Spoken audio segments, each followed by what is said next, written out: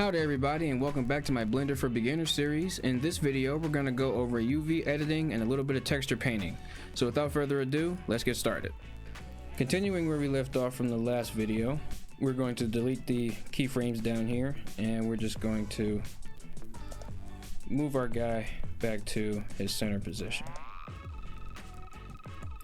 So what are UVs? UV mapping is basically taking your 3D model and flattening it to a two-dimensional representation of said object. So what we're going to do just that is we're going to go from our layout to UV editing.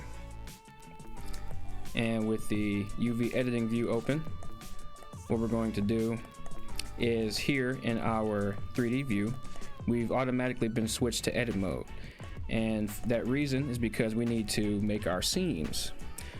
Seams are basically, you know how clothing has the different seams of which the different patches of the clothing were stitched together to form the one piece of cloth? That's basically what you're doing with this object. So think of it as you're separating this one glob into different strips that you're gonna that is automatically put together.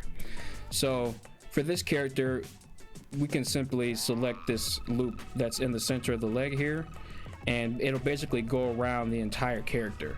And because this guy is so simple, we can basically just use this. So what we're going to do is, with this selected, we're going to hit Control E, and we're going to go down to where it says Mark Seam, and then we're going to click that. And now you see we have a seam here. Now what you want to do is you want to hit A, and you want to hit U, and you want to hit Unwrap. And now you see our character has been unwrapped over here in the UV section. Now, we want to give our character as much space in the UV space as possible. So what we want to do is we want to select the front, or whichever side this is, and we want to give it its own space here. We're going to actually turn this upside down and give this its own space.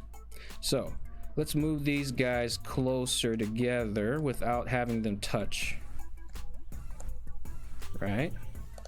And then what you want to do is you want to select both of them at the same time, and then you want to hit period, and you want to select individual origins. And then when you hit S to scale, they're going to scale along their individual origins. So you want to scale them up as much as possible. They're touching, but we can move them. So deselect them. I'm gonna grab this one first and move it over, maybe even rotate it,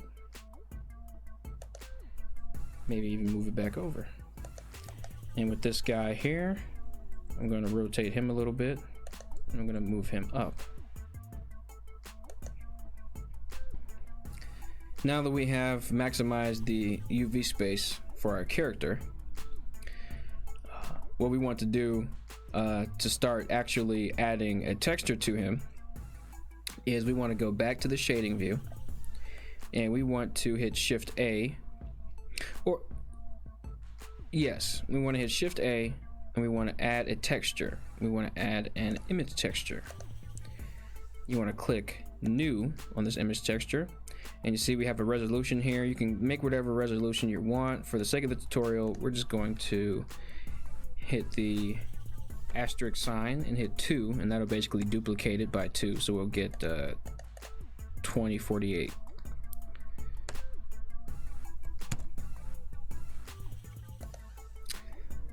We're gonna just name this character texture, and we're going to give it a base color of blue. Maybe even a lighter blue.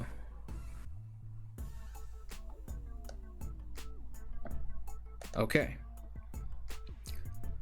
And then we're going to connect the color to the base color here. And now you see we have this character here. So next we're going to go to texture paint. And now that we're in texture paint here, you can go to your render view, or you can go to your material view. whichever one, but the material view is probably best for simply painting your texture. And now you see we have access to different brushes and all that. And over here we have our character texture open as well. If we hit N, go to the side panel here and go to Tool, you see we have a lot more options here. So we have our texture slots, which are basically the image texture that we just created. We have our brushes here, which currently we only have access to draw.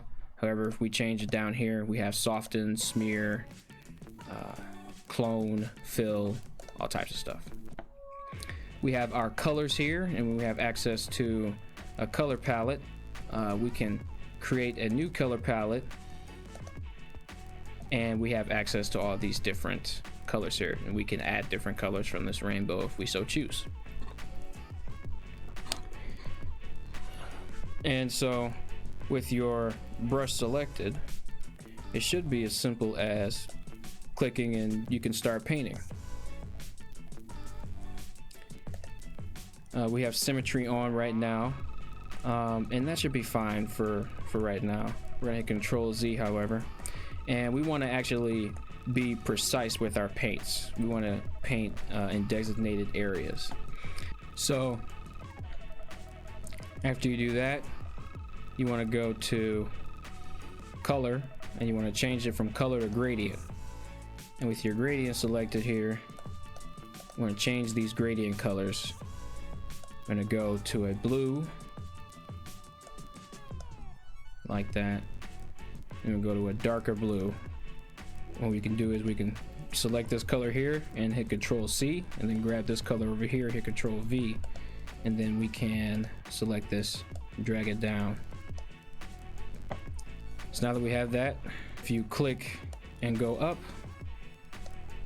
you'll see we have our gradient going from bottom to top. So let's Control Z that, and let's try to get a nice smooth gradient here. All right, I like that. So we've given our character this nice gradient that goes from the bottom to the top. So you want to go back to your options and turn back on occlude and backface culling. Now what you want to do is you want to, and next to the texture paint button here, you want to click this paint mask. And if you hit A twice, you've basically deselected your object.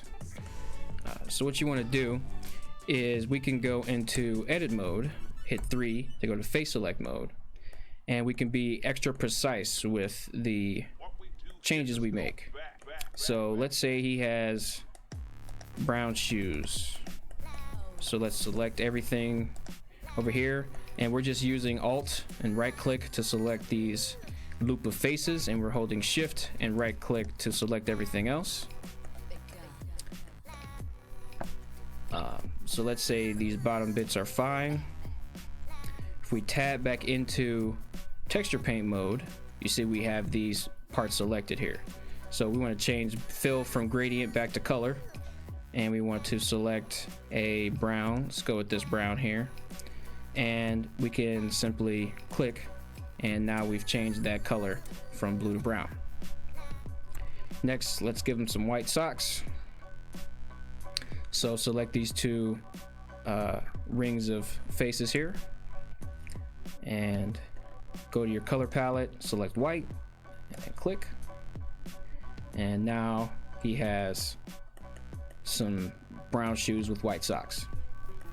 Now let's give him some shorts. So why don't we select all these here, and then we can hit Z to go through, and hit B for box select and select everything here, and then we can hit Z again and go around and make sure that we get the rest of these. A trick you can do is if you select one face, you can hold Control and right click, and that'll select every face connected to the next face you just selected. So let's go back into texture paint mode, go to your color palette and click a random color for the pants here, a blue. So maybe we can get blue and orange tend to go together. So let's give him some red or orange pants here. Maybe a bit on the redder side. And just click, and there we go. He has orange shorts.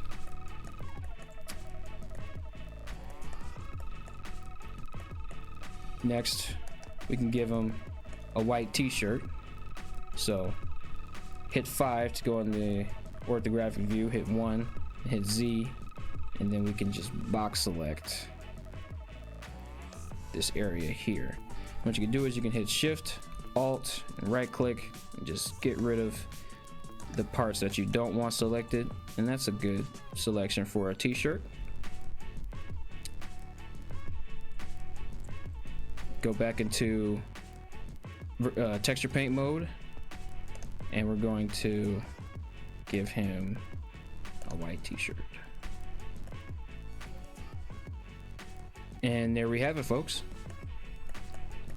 So now if we go back to layout, you see we have our character textured with, you know, different colors. And let's turn the intensity down on this green light here.